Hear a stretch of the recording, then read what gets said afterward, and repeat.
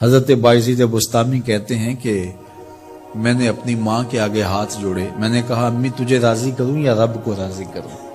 تو اپنے حق مجھے معاف کر دے، اللہ کو میں راضی کر لیتا ہوں۔ ماں نے کہا جاؤ پتر میں اجازت دیتی ہوں۔ گئے جنگلوں میں ذکر و فکر میں لگے رہے، تنہائی میں اس کو یاد کرتے رہے، دن رات ذکر کے چراغ روشن رکھے۔ 12 سال گزر گئے حق کی تلاش میں۔ ایک دن واپس بستام کے قریب سے گزر رہے تھے، خیال آیا چلتے چلتے ماں کو سلام کر جاؤں۔ دروازے کو دستک دینے لگے تو اس خیال نے ہاتھ روک لیا کہ ساری زندگی ماں کو سکھ تو دیا کوئی نہیں، اب دکھ بھی کیوں دینے لگے ہو؟ رات کا ایک پہر بیت گیا ہے، سردیوں کی لمبی رات ہے، ماں بستر میں لیٹی ہوگی، تیرے لیے اٹھے گی، دروازہ کھولے گی۔ دروازے کے ساتھ ہی لگ کے بیٹھ گئے اور ساری رات کاٹ دی، اس خیال سے کہ ماں کو تکلیف نہ ہو۔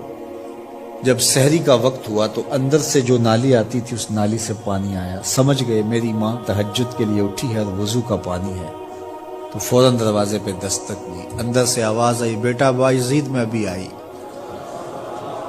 مائیں بیٹوں کے دستک کے انداز سے جان لیتی ہیں یہ کس بیٹے کے ہاتھوں کا لمس ہے۔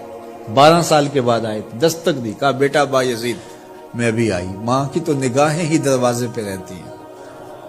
اللہ اکبر۔ کہتے ہیں کہ ماں نے دروازہ کھولا، 12 سال جنگلوں کی خاک چھانتے بیت گئی تھی، پراگندہ صورت، بکھرے ہوئے بال، پھٹے ہوئے کپڑے۔ میری ماں کی جب نگاہ میرے پہ پڑی تو اس کی چشمان سے موٹے موٹے آنسو ٹپکنے لگے اور اس نے ایسے ہاتھ پھیلا کے کہا مالک میرا بیٹا باعزید تیری طلب میں نکلا تھا، تو نے ابھی تک اسے اپنا قرب نہیں دیا۔ حضرت باعزید بستامی کہتے ہیں 12 سال کی ریاستوں سے جو کچھ نہیں ملا تھا ماں کے اٹھے ہوئے ہاتھوں سے مل گیا۔ میں نے کہا مالک میں تجھے کہاں ڈھونڈ رہا ہوں، تو کہاں موجود ہے؟ تو ماں باپ کی رضا اللہ کی رضا کا دروازہ کھولتی ہے۔ جن لوگوں کے ماں باپ ناراض ہیں اور وہ جا کے پیر صاحب کی خدمت کرتے ہیں اور میاں ماں کے قدم چومو، باپ کی ٹانگیں دباؤ، ان کی خدمت کرو، تمہارے پہلے مرشد وہ ہیں، ان کو راضی کرو، پھر کسی شیخ کامل کی صحبت میں آنا، دیکھو کیسے دل کی بند کھڑکیاں کھلتی ہیں۔ ایک مرشد تو ناراض کر آئے اور دوسرے مرشد سے تمہیں کیا ملے گا؟ تو راستہ یہیں سے کھلے گا۔ والدین کو کبھی ناراض نہ کرو، والدین کو کبھی دکھ نہ دو، والدین کو کبھی تکلیف نہ پہنچاؤ۔